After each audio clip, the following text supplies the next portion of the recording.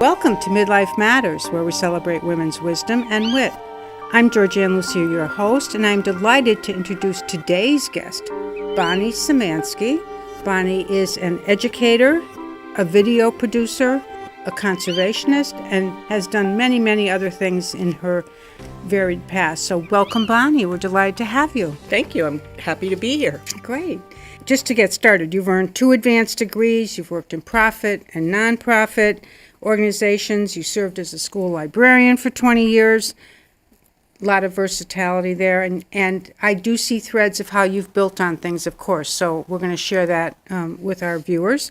And let's start with your current role with North Branford's Land Conservation Trust. You're very involved with that, in particular towards helping kids get out in nature. I was working in Wallingford in one of the schools as a librarian, and I retired, and I said, well, what am I going to do with my time? Mm-hmm. So I went from nonprofit organization, and people are talking about grandchildren. I went to another one, they're talking recipes. But I went to the Land Trust, and they were speaking a foreign language. They were talking easements. And I said, I could learn something. So that's when I decided to join the Land Trust. And I attended meetings, and very soon I was asked to join the board. And I've had many roles on the board with outreach because of my strong communication background, but I have tried to focus my energy on getting children outside. I did that when I worked in Wallingford in the schools. We built a small nature trail, and I saw what a difference that made in a child's day.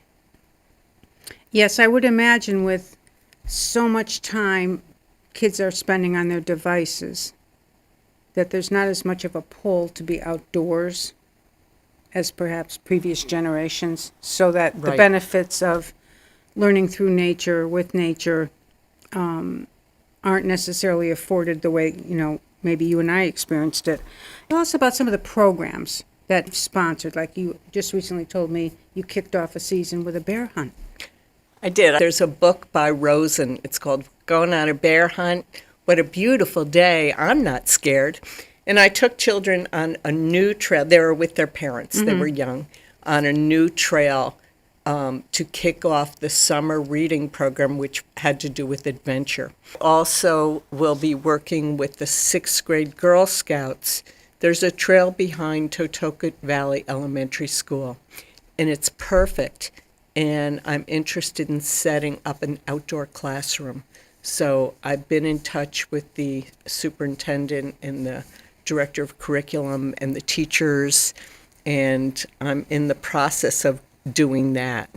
It all takes time. Everything takes time. Yeah, sure. But now the Girl Scouts are calling, and they said the 6th graders want to work with you. Mm-hmm. And can you give us some ideas? They want a sustainable project, not just a one-day hike. So I'm very excited about that. Yeah, that is exciting.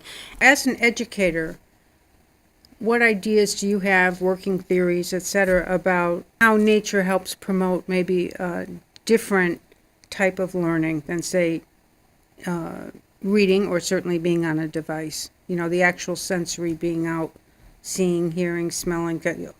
The other day, I was walking in the woods, and all of a sudden, I hear a sound. I wasn't sure what the sound was, and I looked in front of me, and there were some wild turkeys right in front of me. And then I walked a little further, and I looked down, and there was a frog right in front of me. Mm-hmm. And often what I do is I look up, mm-hmm. and I see the trees, how old they are. And it really gives me a comforting feeling. Sure. I think in terms of nature, you can do a number of things. The observation of looking at the bark, looking at the leaves, looking for animal scat trails, mm-hmm. All of that. You become alive. Mm-hmm. So it's in the moment. You have to really focus, right? Not multitasking. No, you're just there and you're paying attention. I saw so many different birds and I heard so many different bird sounds. I don't know what they are. I would have to use an app or something. Right, But, right. just aware that there is a whole life out there. Yes. And hopefully we can coexist. Some of the programs that you've talked about also include like a pollinator pathway, right? Right. It was during COVID, which was a very hard time to try and get anything started. Tried to get North Branford identified as a sustainable community. And in doing that, I started a pollinator pathway. And I worked with our town planner and a few children, but it was very hard to get that going. One person I worked with put in a lovely pollinator garden right in the center of Northford.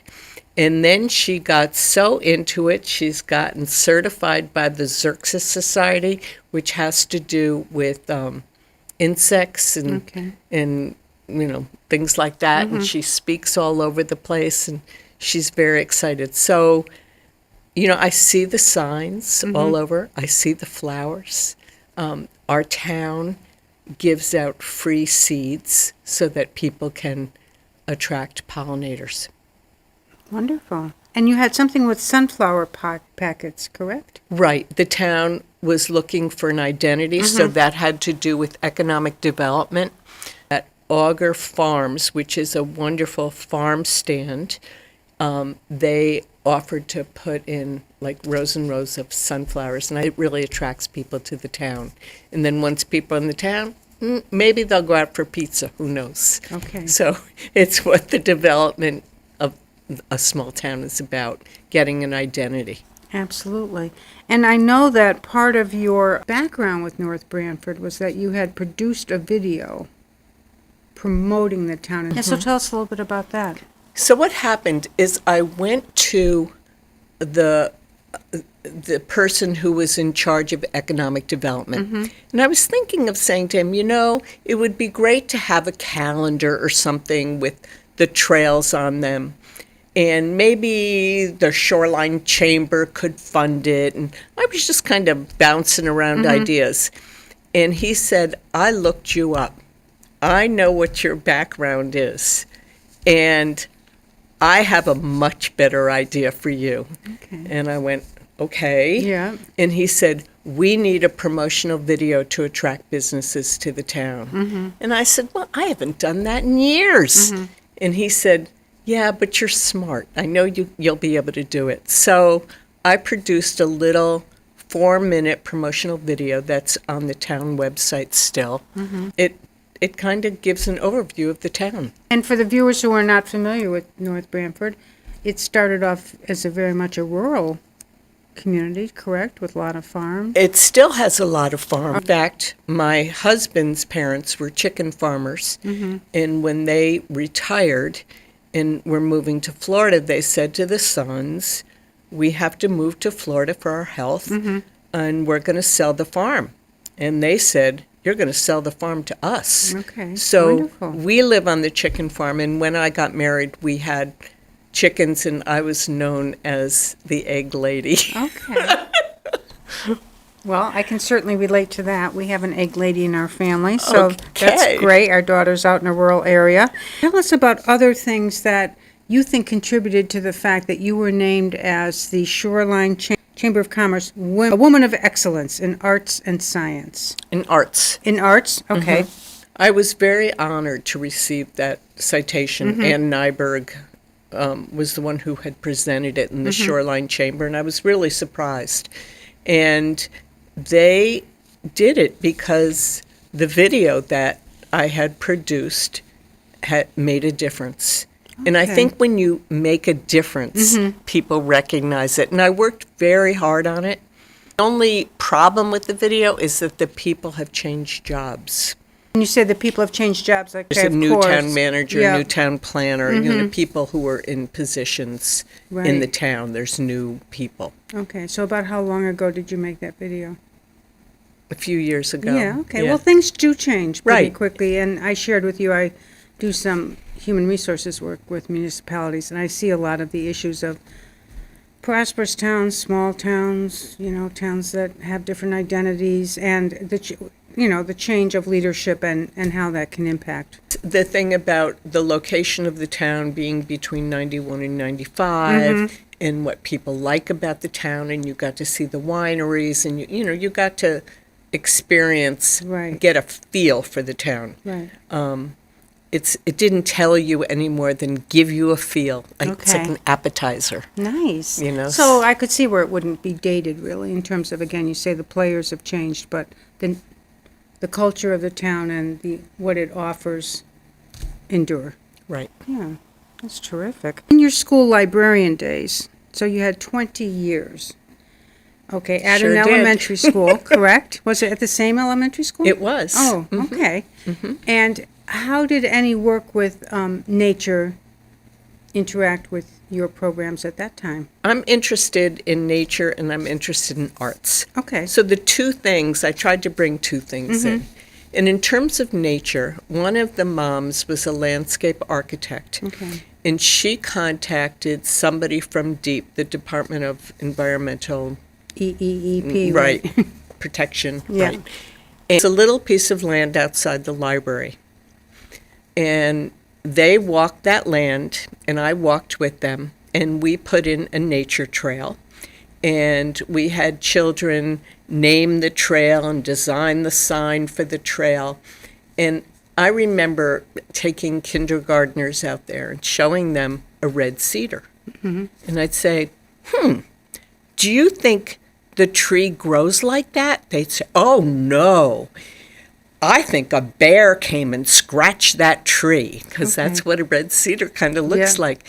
And we would get to the point, well, what color is the tree? And somehow or another, we would get to red cedar. And it just opened a whole new world for them. And then I ordered, I think it was Golden Book field guides. Okay. And I taught them how to use the field guides, and they'd go out and look for wildflowers, and we'd identify the trees, and I'd say, okay, well, here's a beech tree. Can you find another beech tree? And we had a beautiful field guide that we developed, and I spent a lot of time with kids out there, and I'm sure every single one of them remember that. Okay. Getting those moments and helping build observation skills in kids, appreciation for, I'm sure, some of the interactions of nature. Right, and I taught them, if you see a log, you can move the log and see what's under the log, but make sure you put that log back.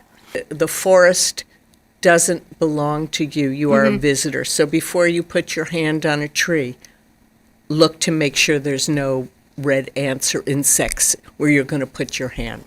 That kind of thing. So an awareness of nature. And what kind of feedback did you get from parents? They loved it. Okay, wonderful. They loved it.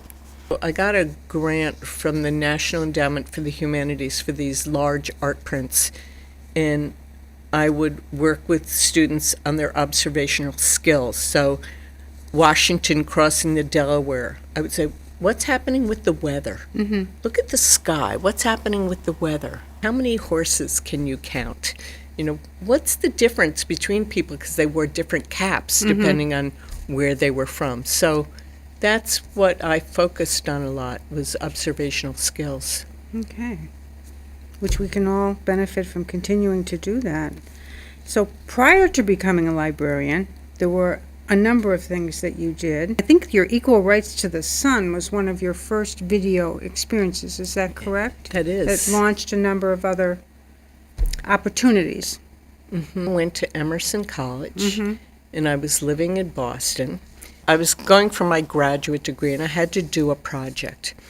And at first I said, I'm going to do something with healthcare, because I think people need to learn about healthcare, and when they go into doctor's office, they can watch a video, and I was very interested in preventative medicine. Okay. Well, the medical community was not interested in that at all. So the only way I could get any information was I took temporary jobs as secretary one day, and I would go into different hospitals. And I said, you know what, I'm banging my head against a wall. I'm before the time this will happen, but it's not going to happen now. And then I somehow connected with a group of people who were doing self-help, low-cost urban solar energy. I contacted them, and I ended up making a video called Equal Rights to the Sun. And it was 25 minutes long, and I went to visit my aunt in Washington, D.C. And I called up the Department of Energy, and I said, I have this video. And they said, you documented what people are doing in the community on solar energy? We'll send a limo for you. Stay nice. put. I would say that. So opens then the I'm door. like, oh my God. And I had nothing to wear. Yeah. And my aunt is giving me clothes to wear. And I went down and they looked at the video and they said, we're going to get funding to transfer this video to film because people didn't have CRs in those days. Okay. And they paid me to write a study guide. And then my career took off from there. You were involved with Jewish Film Festival? Is that kind of sequentially? I had a job before that. I decided I needed to make real money and I needed to have benefits. Because as an independent producer, it was tough. So I took a job at Wang Laboratories and was a senior producer for 5 years. Okay. And then Wang went belly up. I was not a corporate person. And so there was a job opening of somebody I knew that was looking for help producing the Jewish Film Festival in Boston. And it was a very big festival. There were 3 different venues. We brought filmmakers in from Russia, from all over the country. We were funded by donors, and it was a lot of fun and a lot of work. I bet. But it was a lot of A fun. lot of moving pieces. There were.